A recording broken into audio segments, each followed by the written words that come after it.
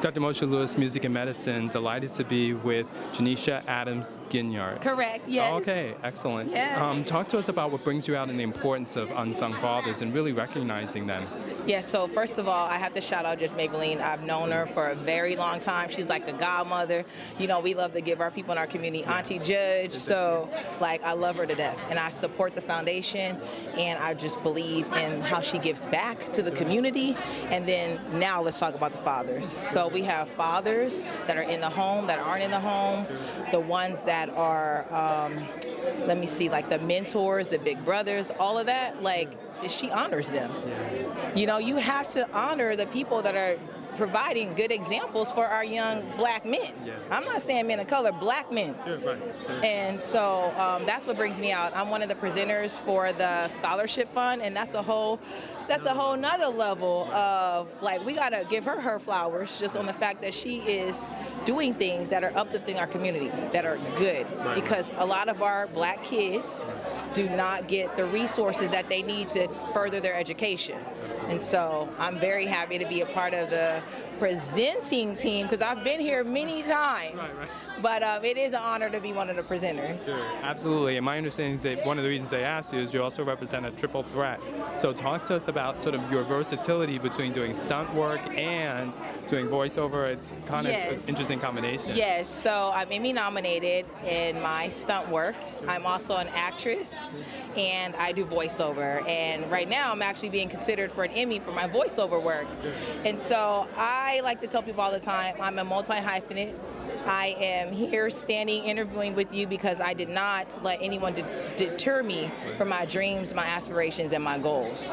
And so I am like super ecstatic. You have no idea, to be a part of like the scholarship portion of it, because I speak to a lot of youth.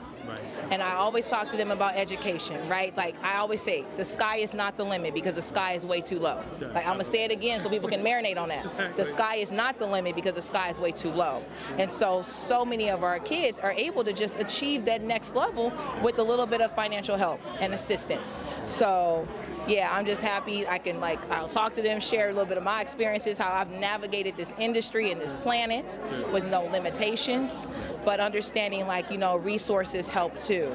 And so, yeah. Absolutely. Trying to distill that into a pearl, what is a word of encouragement or something you think is helpful when students may feel like the road is too long or the ceiling is too low? Yeah, great question. I like to tell people that no is not an option, right? So sometimes, right? Not all the time, but sometimes we might hear no. Like, no, you can't, or no, this isn't. It's like, no. No, it's not an option. No just means not with you. Okay? You know what I mean? Like, not with you. Because I didn't, you know, I'm a Marvel character in the cinematic universe, and I've had many auditions that I did not book, but it didn't stop me from keeping up with the pursuit, being adamant, being determined. So I would tell the youth, like, no, it's not an option.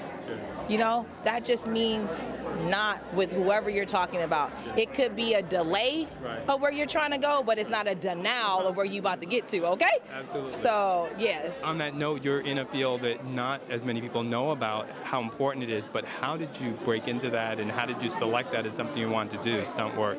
So, I want to say this first. Society will condition us to color with inside the lines. I say, don't do that. There's beautiful art made outside the lines. So I grew up as an athlete. I'm right here, local from Cerritos. I rep my California, and I've always been a multi-hyphenate. I was a student athlete. I was a student athlete in elementary, college. I was a U.S. national bobsled member. Like, I was a national athlete. So I've always been able to do multiple things. I did radio with Clear Channel. So I've navigated just knowing that I'm not going to allow any doors to close on me. I create my success. I create my pathway, right? I'm thinking outside the box. How can I use my skills, you know, and being open to, like, hey, I speak well. I can do radio. Oh, wait, I can also do voiceover. Oh, wait, I'm an athlete. I can do stunts.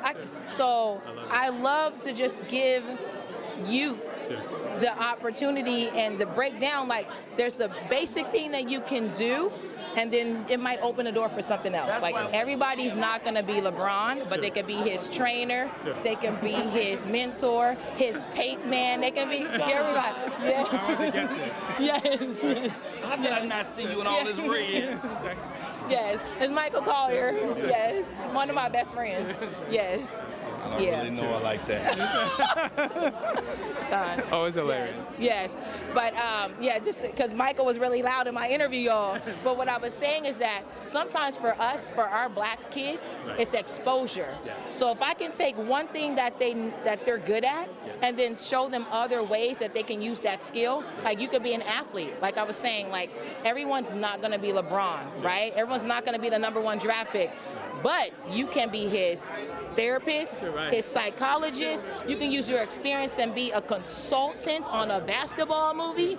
And that is the exposure and the knowledge that our kids need. So, yeah. Thanks so much for the positivity and the energy. I love it. I see where it comes from. All the best. Thank God you bless. so much. Thanks for coming out. Yes. Thank you. Sure. Thank you. Okay.